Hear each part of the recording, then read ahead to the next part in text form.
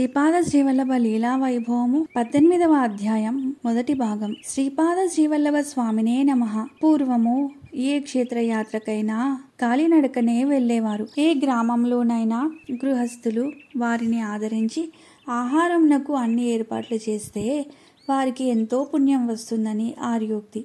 వారికి ఆతిథ్యం ఇచ్చి వారు ఏ క్షేత్రాలు దర్శించారో అడిగి తెలుసుకొని దాన్ని స్మరించినా పుణ్యమేనని భావించేవారు. చెప్పిన వారు కూడా ఆ స్మరణ పదే పదే చేయుట పుణ్యదాయకమని ఆ విధంగానే చెప్పుచుండేవారు. ఇప్పుడు మనకు శ్రీ బాబా గారి ద్వారా వినిపించబడుచున్న విషయాలు కూడా మన చెవి ద్వారా మనస్సులోనికి చేరుకొని స్థిరపడితే పాప నిర్మూలనము జరిగి పుణ్యము నగూడును. పూజ్య శ్రీ విఠల్ బాబా గారికి అందరూ నమస్కరించి, స్వామీజీ, తదుపరి శ్రీపాద స్వామి వారిని ఏ పుణ్యాత్ములు దర్శించుకున్నారు? వారి ప్రబోధామృతం ఎవరికి లభించినదని ప్రశ్నించగా శ్రీ బాబా గారి విధంగా ప్రార్థన చేసినారు. అహో భగవంతా, నీ లీలా వైభవము అనన్య సామాన్యమైనది. ఆది మధ్యాంతరహిత అద్భుతానంద చరిత సుమతీనందన. నిన్ను దర్శింపవచ్చిన వారందరికీ జ్ఞాన భాండాగారము నుండి వారు మోయగలిగినంత ధనమును ప్రసాదించదవు. ఎవరెవరికి ఎంత సాధ్యమో అంత గునిపోయెదరు అని స్తోత్రమును చేసి ఇట్టు చెప్పసాగిరి. ఆ విధంగా బయలుదేరిన పిఠాపుర పండితుల మనస్సులో సుప్రసిద్ధమైన దత్తక్షేత్రము మహోర్గఢ్ను దర్శించాలని సంకల్పం కలిగింది. ఇది శ్రీపాద స్వామివారి సంకల్పమని వారికి తర్వాత తెలిసింది. రండి, ఏమి జరిగిందో తెలుసుకుందాము. మహోర్గఢ్ అనబడుచున్న ప్రసిద్ధ దత్తక్షేత్రమే మాథాపూర్. పూర్వం విష్ణుదత్తుడను బ్రాహ్మణుడు అష్ట కష్టాలు పడి శ్రీ దత్తదేవుని దర్శించుకున్నది ఇచ్చటనే. తర్వాత విష్ణుదత్తునిపై తమ సంపూర్ణ కృపాదృష్టిని ప్రసరింపజేసిన దత్తస్వామికి నిత్యము విష్ణుదత్తుడును ఆయన భార్య సుశీలమ్మయును నిత్య పూజాధికములు చేసేవారు.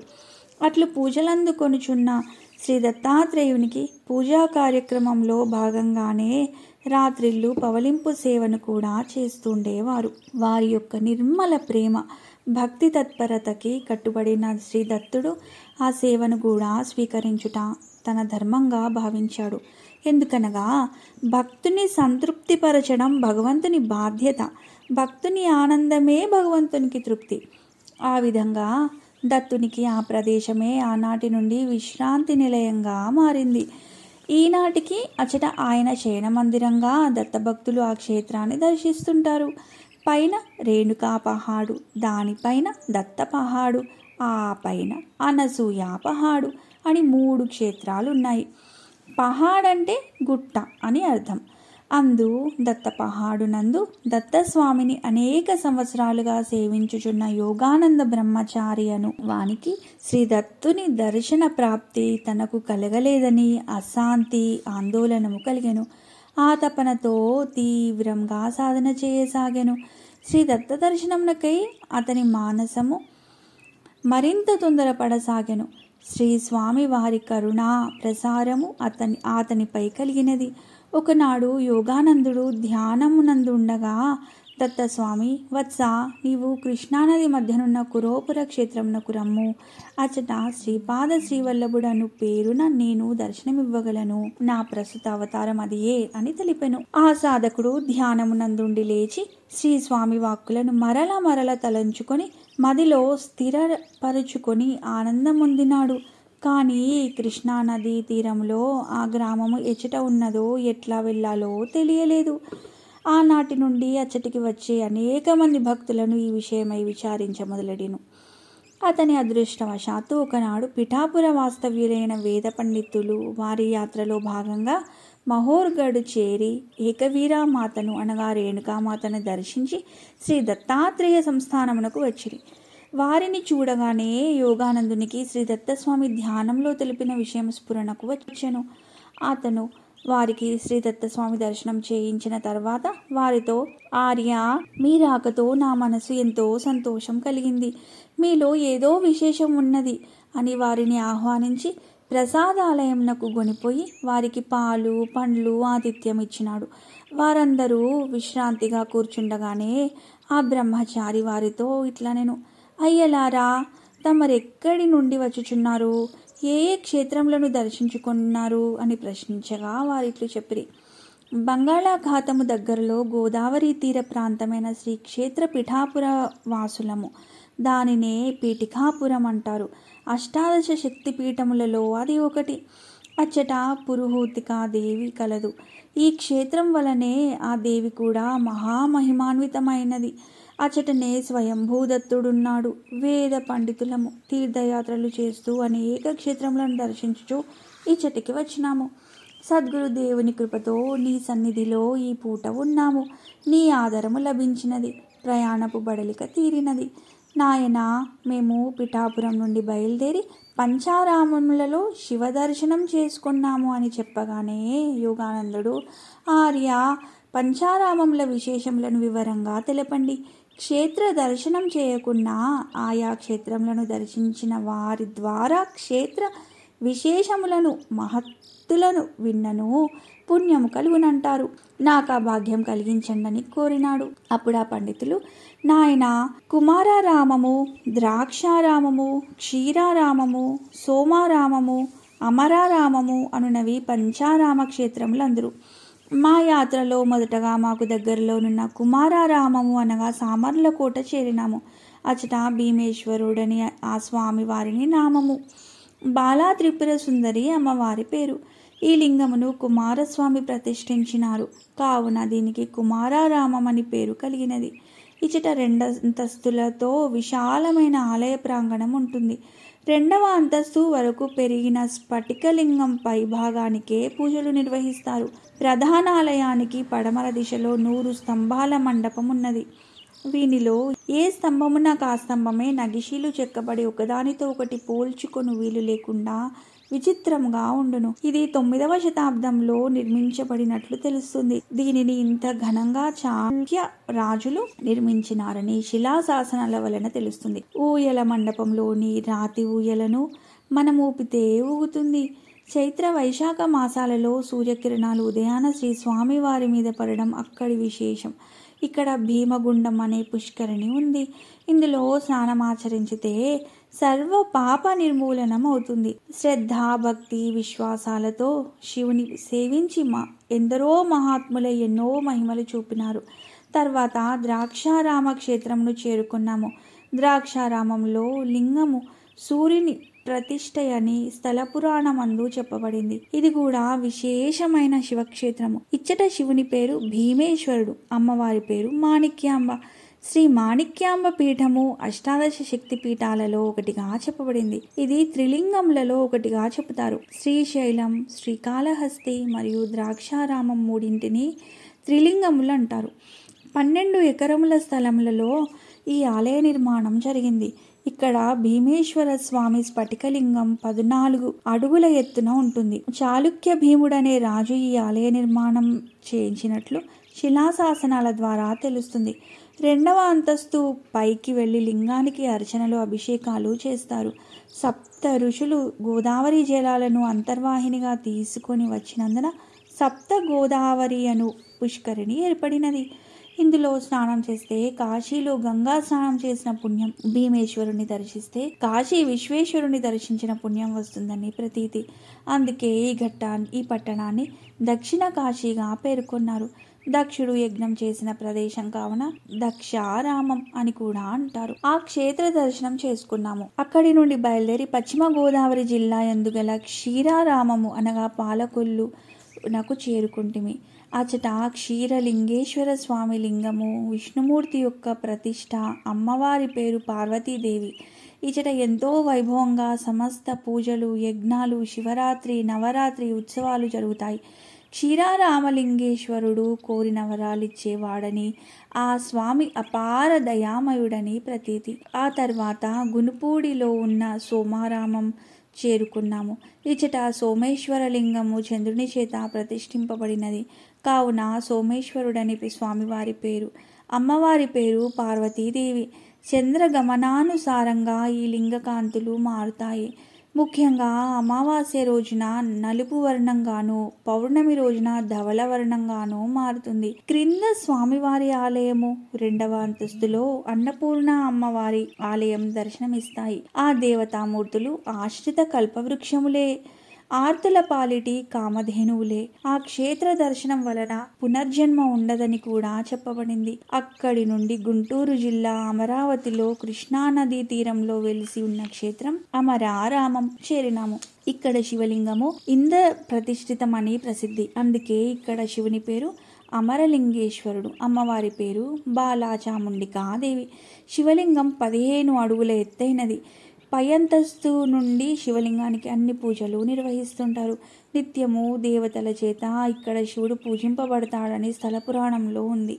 ఇలాంటి గొప్ప గొప్ప పుణ్యక్షేత్రాలు ఇంకెన్నో దర్శించుకొని గోకర్ణము, శ్రీశైలము దర్శించుకున్నాము. మధ్యలో కృష్ణా తీరం నందున్న విజయవాటికలు అనగా బెజవాడ, కనకదుర్గమ్మను, మంగళగిరిలో పానకాల నృసింహస్వామిని దర్శించుకున్నాము. మార్గ మధ్యంలో మాకు కురవపుర క్షేత్రం గురించి, శ్రీపాద శ్రీవల్లభ స్వామి వారి గురించి తెలియజేశారు. గోకర్ణ నివాసి గోవింద భట్టు గారి ద్వారా ఆ విషయమును విన్నాము.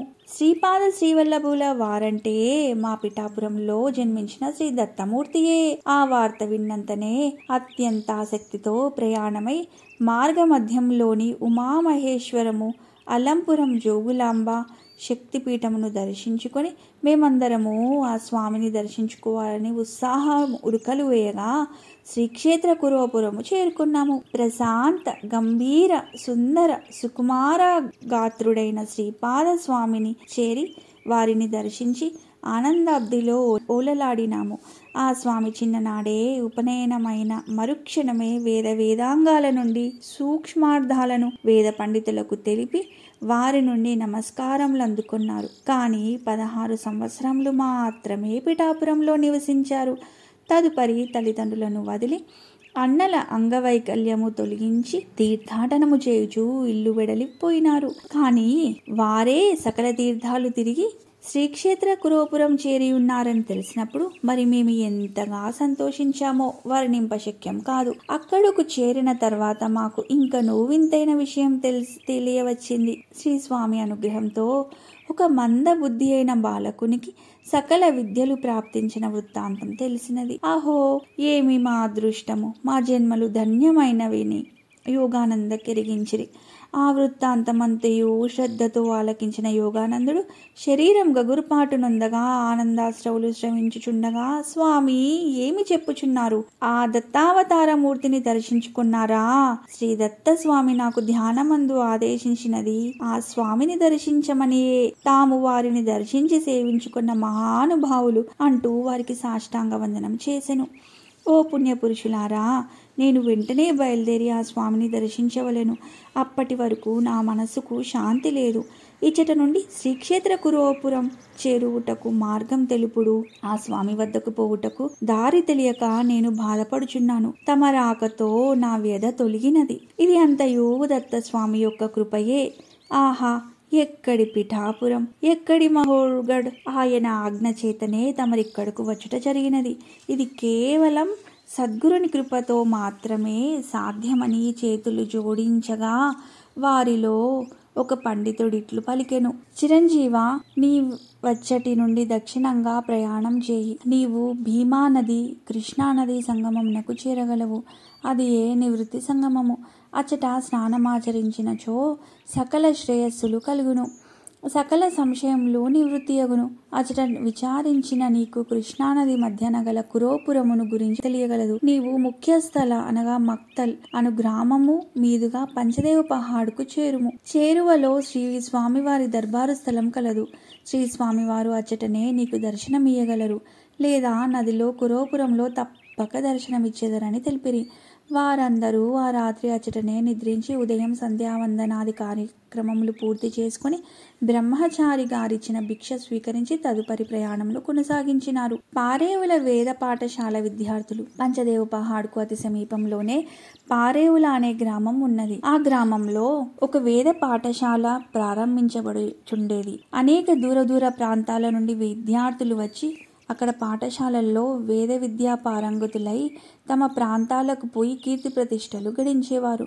పూర్వం నుండి వంశ పారంపర్యంగా అచట వేద విద్యాధ్యయనం చేయించే గురువులు 4 వేదాలకు 4 ఉండేవారు. వారు విద్యార్థులను తమ సంతానముతో సమానంగా ప్రేమించి విద్య నేర్పించేవారు.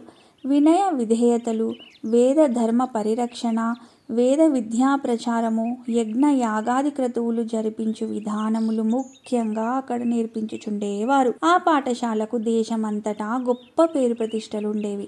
ఆ పాఠశాల కృష్ణానదీ తీరంలో ఉండటం వలన విద్యార్థులకు ఎంతో ఆహ్లాదకరంగా ఉండి వేద విద్య చక్కగా అభ్యాసం చేసేవారు.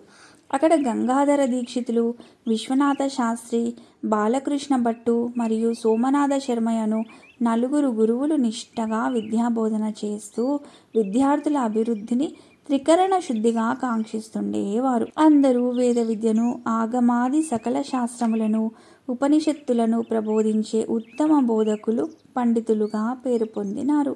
శ్రీపాద శ్రీవల్లభ స్వామి వారి కృపతో ఆంజనేయ శర్మ సకల విద్యాపారంగతుడుగా అగుట చుట్టుప్రక్కల గ్రామాలలో అందరికీ తెలిసినట్లే వేద పాఠశాల విద్యార్థులకు తెలిసి వారంతా కూడా ఆశ్చర్యంతో వారిలో వారిలా చర్చించుకున్నారు. మనమంతా వేద పాఠాలను వల్లిస్తూ నిత్యము ఇంత కష్టపడుచున్నాము. ఆంజనేయ శర్మకు గురువు అనుగ్రహంతో ఒక్క క్షణంలోనే వేదశాస్త్రాలన్నింటి సారము ఆకలింపునకు వచ్చినదట అని ఒకరనగా, అవును, అది నిజంగా జరిగిందంటావా? ఆశ్చర్యంగా ఉంది అని మరొక్కడన్నాడు. ఇలా చెప్పుకున్నారు. అందులో ఒక విద్యార్థి ధైర్యం చేసి సాయంకాలం సత్సంగ సమయంలో గురువుల సముఖంలో ఈ విధంగా విన్నవించుకున్నాడు. గురుదేవులారా, ఆంజనేయ శర్మకు సంబంధించిన ఘటన అపూర్వం, అత్యాశ్చర్యకరం. పూర్వం ఎప్పుడైనా తాము ఇటువంటి ఘటనను చూచి ఉన్నారా, లేక విని ఉన్నారా? ఇది ఎట్లు సాధ్యపడినది? ఓంకారమునే ఉచ్చరించలేని వాడు వేద విజ్ఞానమంతటినీ ఆకలింపు చేసుకోగలడం వింతగాదా? హే ధీమంతులారా, కొలది రోజులుగా ఈ విషయమే శిష్యులందరము చర్చించుకొంచున్నాము. దయతో మాకు వివరించ కోరుచున్నామని ప్రార్థన పూర్వకంగా నమస్కరించి కూర్చున్నాడు. అందులకు గురువులు ఒకరినొకరు చూచుకొని సాలోచనంగా తలలూపినారు. అందుండి గంగాధర దీక్షితులు, అవును, మేము కూడా ఈ విషయం విన్నాము. ఇది ఆశ్చర్యకరమైన సంఘటనయే. ఇటువంటి సంఘటనలు జరిగినట్లు పురాణాలలోనూ ఇతిహాసాలలోనూ చదువుకున్నాము. కానీ ఈ అద్భుతమును కల్లారా ఇప్పుడు చూడగలిగాము. మానవ మస్తిష్కంలో క్రిందటి 7 జన్మల జ్ఞానము సూక్ష్మ రూపంగా నిక్షిప్తంగా చేయబడి ఉంటుంది. వ్యక్తి స్వయం సాధనతో దానిని తెలుసుకునవచ్చునని చదువుకున్నాము. కానీ ఏ వ్యక్తి అయినా గొప్ప సాధన చేసి గత జన్మల విషయాలు తెలుసుకుని ఏమి ప్రయోజనం? అదే సాధన ద్వారా పరమగతి, సద్గతిని పొందటానికి ప్రయత్నిస్తే మానవ జన్మ సాఫల్యం పొందుతాడని మా గురువులు చెప్పారు అని తెలుపగానే విశ్వనాథ శాస్త్రి గారు ఇలా అన్నారు. మిత్రమా, ఈ స్వామి వారి పద్ధతి ఏదో విశిష్టంగానే ఉన్నది. తనలో జ్ఞానాన్ని ప్రదీప్తం చేసుకునేది సాధక దశ. ఎదుటివానిలో జ్ఞానాన్ని జాగృతం చేయడం అనేది సిద్ధుల ప్రభావం. ఈ స్వామి సామాన్య సాధకుడు కాదు, స్వయంగా సిద్ధుడే అనిపిస్తున్నది. సోమనాథ శర్మయ్య అనే గురువు గారు ఈ సంఘటన అతి విచిత్రంగానే ఉంది. ఈ స్వామి సిద్ధుడైతే అష్ట సిద్ధులను సిద్ధింపచేసుకున్నప్పటికీ అజ్ఞానానికి జ్ఞానము కలిగించడం సాధ్యం కాదు. స్పర్శ చేతనే ఇట్టి జ్ఞానం ప్రసాదించగలిగిన శక్తి తాపసులకు, మహాయోగులకు మాత్రమే కలదని ఇతిహాసంలోని అనేక సంఘటనలు తెలుపుచున్నాయి. ఇతడు ఆ కోవకు చెందిన మహాత్ముడైనా కానీ లేక అవతార పురుషుడైనా కావచ్చు అని కన్నులు మూసుకుని ఆ స్వామి ఉన్న ప్రదేశం వైపు తిరిగి చేతులు జోడించి వందనం ఆచరించారు. ఇంతలో బాలకృష్ణ భట్టు గారు శిష్యులందరి వైపును చూచి, ఏది ఏమైనా మనమందరం రేపు వేకువ జామున ఆ స్వామి ఉన్న ప్రదేశమునకు చేరి వారిని దర్శించుకుందాము. వారి దర్శనంతో మనకి ఏమి లభిస్తే అదే మహాప్రసాదం అని పలికి మంగళవాచకములతో అందరూ సత్సంగం చాలించిరి. మర్నాడు వేకువ జామున వారందరూ నిత్యకృత్యములను అత్యంత ఉల్లాసంతో వేగంగా ముగించుకుని శ్రీ స్వామి వారి స్మరణతోనే వారి దర్బారు ప్రదేశమునకు చేరిరి. అప్పటికి శ్రీ స్వామి వారి ఇంకనూ భాస్కర బండ వద్ద నుండి రాలేదు. అచ్చట అప్పటికే చేరిన రజకుడు ఇతర భక్తులు శ్రీ స్వామి వారు రాబో సమయం ఆసన్నమైనదని తెలిపి వారిని కూర్చుండచేసిరి. ఇంతలో శ్రీపాద శ్రీవల్లభులు యథావిధిగా తమ నిత్యానుష్ఠానమును ముగించుకొని తమలో తాము ఏదో మాట్లాడుకొనుచు ఇతరులకేదో ఆదేశము చేయునట్లుగా అభినయించుచు దర్బారు ప్రదేశమునకు వచ్చుచుండిరి. ఆనాటి ఉషోదయం ఎంతో ఆహ్లాదకరంగా ఉంది. బాలభానుడు తమ కిరణములను శ్రీస్వామి పైన వేడి లేక చల్లదనము లేక ప్రసరింపచేయుచుండెను. ఆ ప్రకాశమును చూచువారలకు తాము కూడా శ్రీస్వామి వారిని వినయంతో దర్శించుచున్నట్లుగా గోచరించసాగెను. ఆనాటి విద్యార్థుల వినయ విధేయతతో కూడిన ప్రవర్తనకు ఈ దృశ్యము సమన్వయముగా అనిపించుచున్నది. శ్రీ స్వామి వారి రాక గమనించి అల్లంత దూరం నుండియే గంగాధర దీక్షిత్తు వేద విద్యార్థులందరూ ఎదురేగి వేద ఘోషతో శ్రీ స్వామి వారిని తోడ్కొని వచ్చారు. శ్రీ స్వామి తమ ఆసనంపై ఆసీనులు కాబోచుండగా ఆసనం పైన పులితోలు ప్రకటమైనది. వారు ఆసీనులైనారు. ప్రసన్నమైన దృష్టిని వారందరిపైన ప్రసరింపచేస్తూ ఉండగా వేద పాఠశాల గురువు గారు నిలబడి, హే మహాత్మా, ఈ ప్రాంత ప్రజలు చేసుకున్న పుణ్యము పండి తమరిక్కడకు వేంచేసినారు. ఎక్కడి పిఠాపురం, ఎక్కడి కురోపురం, మమ్ముద్ధరించుటకై దైవ నియోగమున ఏ తెంచిన దివ్య పురుషుడవు. స్వామి తమ కృపాదృష్టి చేత మూగవాడు మాట్లాడగలడు, కుంటివాడు కొండలెక్కగలడని తెలిసినది. దేవాది దేవా, దివ్య ప్రభవ, మీ దర్శనాన్ని అనుగ్రహాన్ని కోరి మేమందరము నీ సన్నిధానమునకు చేరినాము అని చేతులు జోడించి గొంతు గదత్కము కాగా కన్నుల ఆనంద బాష్పములు కార అట్లే నిలబడి ఉండెను. శ్రీ స్వామివారు మందహాసము చేస్తూ అందరి వంక చూచి నేత్రములతోనే వారికి స్వాగతమును ఆశీర్వచనము ఒసగినారు. వారి అపార కృపా దృష్టిని అందరిపైన సారించుచుండగా వారందరికీ శ్రీ స్వామి వారి ముగ్ధ మోహన రూపం చూడగానే మహదానందం కలిగింది. విద్యార్థులందరూ శ్రీ స్వామి వారిని చూడగానే తమ వలె విద్యార్థి వయస్సులోనే ఉన్నారు, కానీ వారి ముఖమునందు వింత కాంతి ప్రకాశించుచు ఊహించనలవి కానిదిగా ఉన్నది. ఈ భిన్నత్వం వారిని విస్మితులను చేయసాగింది. అందరూ అచేతనంగా ఉండిపోయినారు. ఇంతలో ఆ దివ్య దర్శనం నుండి తేరుకొని ఒక విద్యార్థి శ్రీ స్వామి వారిని చేరి ఉచ్చైస్వరంతో నా కర్మణా అను మంత్రమును పఠించి ప్రవర చెప్పుకొని సాష్టాంగ దండ ప్రణామమును ఆచరించెను. అది చూచి వారి గురువులు మిగతా విద్యార్థులు ఒక్కసారిగా లేచి అదే మంత్రమును పఠించి వారి వారి ప్రవర చెప్పుకుని ఎచ్చటి వారచ్చటనే సాష్టాంగ దండ ప్రణామములు ఆచరించినారు. దయార్ద్ర హృదయుడైన స్వామి వారందరి దండ ప్రణామములను స్వీకరించి శ్రీ గణేశుడు సిద్ధి బుద్ధి సమేతుడై మీ సంకల్పములను దింపచేయును కాక అని దీవించి వారందరినీ కూర్చుండమని సైగ చేసినారు. అప్పుడు శ్రీ స్వామివారు, వేద విద్యార్థులారా, విద్య వినయ సంపన్నే బ్రాహ్మణ అను రీతిన విద్య గడించడంతో అజ్ఞానం తొలగి జ్ఞానం ఉదయించగానే సకల గుణములకు మూలమైన తితీక్ష కలిగి వినయమును ఆచరణలో ఉంచాలి. తద్వారా విద్యార్థి నిష్టను నియమాలను పాటిస్తూ ఆచరణ ద్వారా ఉత్తమ ప్రవర్తకుడై ఇతరులకు ఆదర్శవంతుడై సత్ప్రవర్తనను నేర్పించాలి. ప్రథమ గురువైన తల్లి ద్వారా సత్య దర్శనాన్ని పొంది తండ్రి యొక్క అండతో హితబోధతో ముందుకు సాగి విద్యార్థిగా గురుకులానికి చేరుకుంటాడు. గురువుల ప్రబోధంతో జన్మ జన్మాంతరములుగా తాను పొందుచున్న జ్ఞానాన్ని తిరిగి జాగృతం చేసుకుని గడుపబోవు జీవితమునకు ఆర్థిక స్థితిని సంఘ గౌరవాన్ని పొందుతాడు. మీరు కూడా ఇలాగుననే విద్యార్థులై వచ్చినారు. మనకు అధ్యయన సమయంలో గురువులు ముందుగా శ్రవణం చేయించుతారు, తిరిగి దానినే మనతో పలికిస్తారు. దానిని పూర్తిగా అభ్యాసం చేసి తిరిగి అప్పచెప్పమంటారు. తద్వారా శ్రవణం, మననం, నిధి ధ్యాసనం 3 జరుగుతాయి. విద్య భుక్తి కొరకు కాక ముక్తి సాధించేదై ఉండాలి. కనుక ప్రతి విద్యార్థి తాను భగవంతుడు ప్రసాదించిన ఈ ఉత్తమమైన మానవ జన్మలో శాస్త్ర సమ్మతమైన జీవనము జీవించి లోక కళ్యాణము కొరకై పాటుపడి సద్గురువుల సేవను చేసుకొనుచు సర్వజన హితకారులై జీవించి ఉత్తమ గతిని పొందాలి. నాయనలారా, మీరు మీ పాఠశాలలలో పరస్పర ప్రేమతో సమన్వయంతో కలిసిమెలిసి వేద విజ్ఞానాన్ని చర్చించి దాని యందు దాగి ఉన్న అఖండమైన జ్ఞానమును జాగృతి చేయ ప్రయత్నించండి అని తెలిపినారు. మిమ్ములను నా వద్దకు చేర్చిన సంఘటనకు కారణమైన బాలుడు ఇతడే. జన్మ జన్మాంతరాలలో చేసుకున్న కర్మల కారణంగా స్తబ్దుడై తిరిగి ఆ జ్ఞానాన్ని జాగృతం చేసుకున్నాడు. అది కేవలం సద్గురు కృప.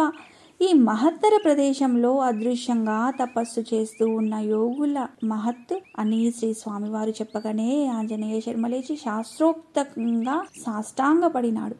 అందరికీ ఇచ్చట స్థిరంగా వేంచేసి ఉన్న సహజ గణపతి సిద్ధిని బుద్ధిని ప్రసాదించునుగాక అని ఆశీర్వదించినారు. తదుపరి బాలకృష్ణ భట్టు అను గురువు గారు లేచి, మహాత్మా కృతయుగే ధ్యాయతో విష్ణు త్రేతాయాం యజ్ఞకర్మణః ద్వాపరే యజనం సేవాయాం కలౌ నామ సంకీర్తనాత్ అని చెప్తారు కదా. కేవలం నామ సంకీర్తనంతో కలియుగంలో ముక్తి లభించునను వాక్యం ఉన్నది. ఇది సాధ్యమేనా అనిపిస్తుంది. దీనిని వివరించగా తమరే సమర్థులు.